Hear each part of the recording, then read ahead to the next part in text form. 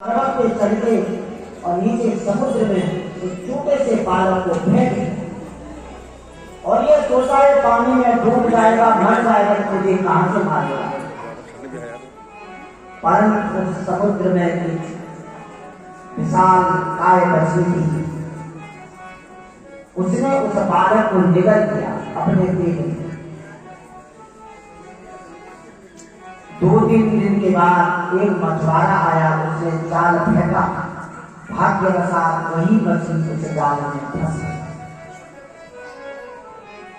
मछुआरे ने जब जाल बाहर खींचा तो मछली को देख करके उसे बड़ा आश्चर्य हुआ कि जीवन में मैंने इतनी मछलियां पकड़ी हैं और ये मछली इतनी तंदुरुस्त, इतनी लंबी चूड़ी।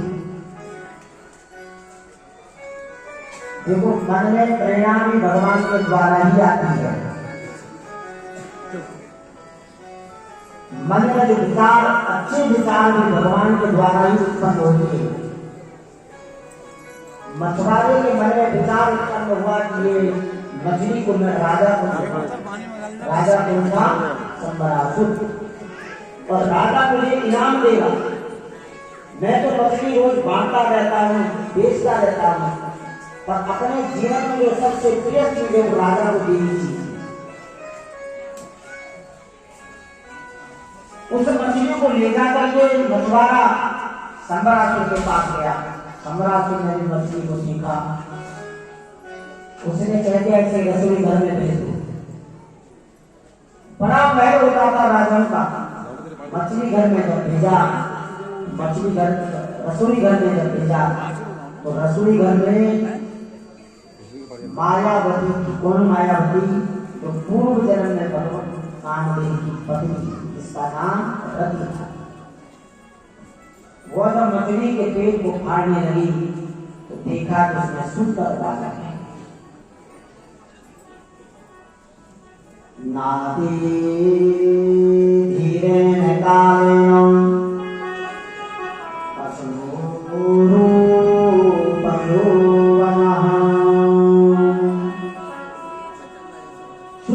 बालक को देख करके रति को पूर्व जन्म का स्मरण हुआ, अपने पति को पहचानते और भगवान भोलेनाथ की बात याद आ गई। सबकी नजरों से बचा करके रति ने प्रद्युम्न जी को पाला, पोसा, बड़ा किया।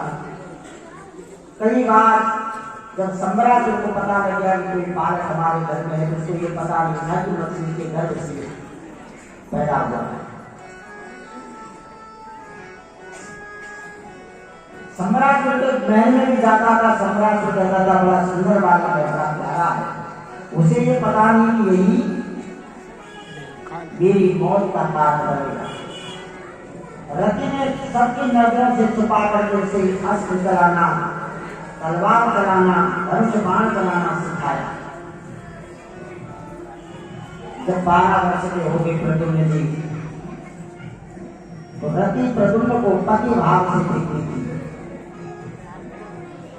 प्रद्युम्न जी ने पूछा कि मां, तुम मेरी माता हो, और मां अपने पुत्र को वात्सल्य भाव से देखती है, प्रेम के भाव से देखती है, तुम मुझे पति के भाव से क्यों देखती हो? तो रति ने आज समझाया, स्वामी आप मेरी पति हैं, आपका नाम कामदेव है। आपने भगवान भोलेनाथ के मानव की वर्षा की तो भगवान भोलेनाथ ने आपको दंड दिया, आपको भस्म कर दिया। पूर्व जन्म की याद दिलाई पूरी। प्रद्युम्न जी को पूर्व जन्म का स्मरण हुआ और संबरासुर के प्रति बैर भावना बढ़ती गई, दुश्मनी बढ़ती गई। एक दिन वो धनुष बाण तलवार गदा लेकर के संबरासुर की सभा में गई और संबरासुर को लड़ना है। संबरासुर को कहा, संबरासुर मैं ही कृष्ण तनय हूँ, कृष्ण का पुत्र, जिसको तूने समुद्र में फेंका, मारने की बड़ी चेष्टा की, परंतु प्रभु के पास एक मछली के गर्भ से मेरा जन्म हुआ है। आज तेरी मौत मेरे सामने है। सम्राट को जब पता लगा तो बड़ा क्रोधित हुआ, लड़ने के लिए तैयार हो गया, दोनों में युद्ध हुआ। भगवान की कृपा से प्रद्युम्न जी ने सम्राट को मार दिया। गुरु श्री कृष्ण भगवान की सम्राट का जब वध हो गया तो प्रद्युम्न जी ने सम्राट के राज्य को नहीं संभाला, अपनी पत्नी को साथ लेकर के और सीधे पहुंचे द्वारिका। द्वारिका में भगवान के